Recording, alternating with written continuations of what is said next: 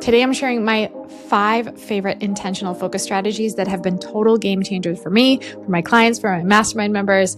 And these aren't just tips, they are steps that you can take that will actually transform both how you approach your business as the leader of your business and your life. So let's dive in. Intentional focus tip numero uno: audit your time like a CEO. So often we are stuck in the weeds of our business. We are grinding, we are going, we are reacting and responding, and we are completely unaware. Remember, leadership is awareness. We are completely unaware of where we're losing our time, where we're missing opportunities, and where we're not taking advantage of our innate gifts and the things we actually love to do because we're not building time into our schedule to do it. So the first step is really understanding, where is your time actually going? I'm going to link down in the description. I use a tool called Rize. I love it because I am not a take extra steps person. And what it does is it tracks everything for me. So you don't have to input your time. I used to do time notebooks back in the day with my clients. Now it just tells you hey, you're spending this percentage of your time on sales related behaviors and it's way too small and you want more profit. So maybe we should shift gears. So that's super helpful. I'll link it in the description for you. But most entrepreneurs are totally caught up in busy work that doesn't move the needle. They are spending the bulk of their time on low leverage moves and reactionary things that keeps them out of the CEO seat and out of the growth that they actually think that they're working towards as they're being so productive in their day. So you need to think like a CEO, think like a visionary CEO, not an employee in your own business. And that's so critical. So why is this so critical? Is if you don't know where your time is going, you're letting life, more so the people in your life or the things in your life, dictate your results instead of you leading your business towards them.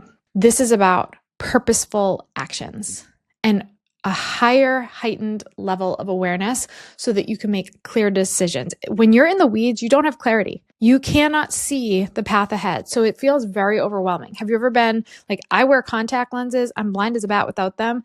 In the morning when I wake up without my contacts, it's very unnerving. I'm like, am I going to walk into something? Am I going to step on somebody? What's going on? Once I put them in and I can see in HD, I develop a different level of confidence because I can see clearly everything that's going on around me. It's the same thing in your business. When you're down in the weeds and reacting, you don't have the clarity you need to take your business into the next level. So how do we implement this when we already feel so overwhelmed? Well, I want you to spend 1 week tracking your time throughout your workday. I also want you to track your personal time. We lose a lot of time to our devices. We lose a lot of time to whatever. Maybe you watch TV. Maybe you just kind of sit there and try to recalibrate after a crazy long day. I get it. We all need time to decompress, but you want to know where that time is going so that you're not just saying, I was so busy today, or I was so overwhelmed, or I have so much on my plate. What and when and why? And is what's on your plate appropriate for you? Should it be outsourced? Should it be eliminated altogether? Should it be deferred to a future season? The only way we can answer these questions is by paying attention to what's going on. The other thing too is so many of my clients will share so well-intentioned, I want to be a present mom or dad, or I want to be, there for my kids, or I really want a quality family time. But then when we audit their calendar, they're like, oh my gosh, I don't have any time carved out for my family to make it intentional. So it's not just about business. We want to elevate you. We want you to be living into your calling and purpose. And your business is just one piece of that. So pay attention. You can use a tool like the one I mentioned. There's a discount code if you want to go to the description. And then you're going to just ruthlessly prune your life. And I walk my clients through this a lot because this is a hard thing for people, right? Cutting and delegating things that aren't high impact because everything feels important, but we help you discern what is important and what's not, what is keeping you stuck when you feel like it's moving you ahead. So when I did this, I was spending about 15 to 20 hours a week, not even realizing, in total reactionary mode. It was such a wake-up call for me. And then I made a couple key strategic changes that I'm going to talk about in the next intentional focus tips that changed the game for us and drove our profitability like you wouldn't believe. So intentional focus tip number 2, you got to define what actually matters. We do this early in our business, and then we randomly do it when we have a team retreat or some occasion. This is a weekly thing. You are the leader of your business or you're not, right? You're either leading yourself and your company into a better trajectory that you want, or you're just leading people to run with you on the treadmill, and that's not helpful. So clarity comes from identifying your non-negotiables in all of your life. these are the, 1 to 5 things that if they are done consistently will bring you closer to your big next. And you remember, your big next is all encompassing. It's not just your business. It's raising the family you want to raise. It's being the leader in your community you want to be. It's making the impact in the world you want to make. It's deepening the faith that you want to have. Like, it's all the pieces. It's the health. It's all of it. We are going to each week write down the 3 most important outcomes that you want to achieve. Eventually, we're going to do this on a zoomed out scale, but it starts in the granular. And then you start to structure your week around them. So for example, when I was writing my book, I was needing to prioritize that writing time, but it was really hard to do because I had all these things screaming at me. And leading up to the moment that I started writing the book, my schedule was already full. So where the heck am I finding the time and the capacity? Well, this was an important piece. It was a non-negotiable for me to get this message out into the world. So my schedule started to reflect that prominence and that importance. Instead of just saying, I want to write this book, and then I audit my calendar and I'm like, there's no evidence of that. The same way I want my marriage to thrive. But if you were to assess my week, it was like my husband got whatever was left over, right? I was exhausted. I had to get these things going in the business. I had to, take care of things with the kids, and he got the dregs. Yet I was saying he was a priority. So you need evidence that the things that you say are priority are actually priority. And usually the things that feel the most urgent or squeak the loudest, minus like your toddler, they're not the most important things. They're just the things that are calling you to react, and you are the one that gets to make the choice as to whether you react or not. There's a tool that I'm going to give you guys. It's down in the description. It's totally free. I created it for myself out of necessity, and then I passed it along for years now to my clients and my mastermind members, and it is so profoundly effective. It's called the Visionary CEO Schedule, and it's a template. So because it's not a one size fits all. I can't tell you like, this is when you take your calls, and this is when you create your content, and this is when you talk to your customers. That's every business, and every business owner is so different.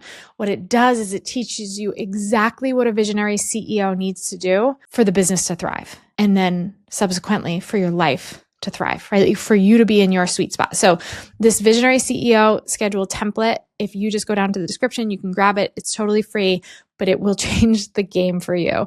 So go snag that. Intentional focus tip number 3 is, I don't want to say time blocking. It's kind of going off of what I was just talking about in terms of the Visionary CEO Schedule.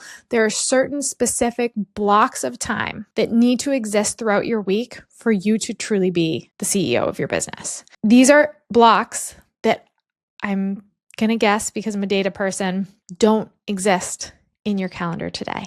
And it's because you just don't know that they need to. Okay. So these are the things, after years of studying the greats and then getting the privilege to work alongside them, what are they doing differently to lead their businesses instead of like being victimized by their businesses in the day to day? So this is creating space for the things that are going to drive the business forward. So for example, one of the things, and you're going to find this in the template that you're going to grab from the description, one of the things in this template is breaking down this idea of the visionary, your visionary CEO block. Like, this is a block of time where you are actually intentionally getting up out of the weeds, getting a new vantage point at 30,000 feet so that you can every single week see the path forward, instead of 6 months in being like, oh my gosh, what do I have to undo because this is such a mess. Another really powerful intentional block that is going to show up that will change the game for you.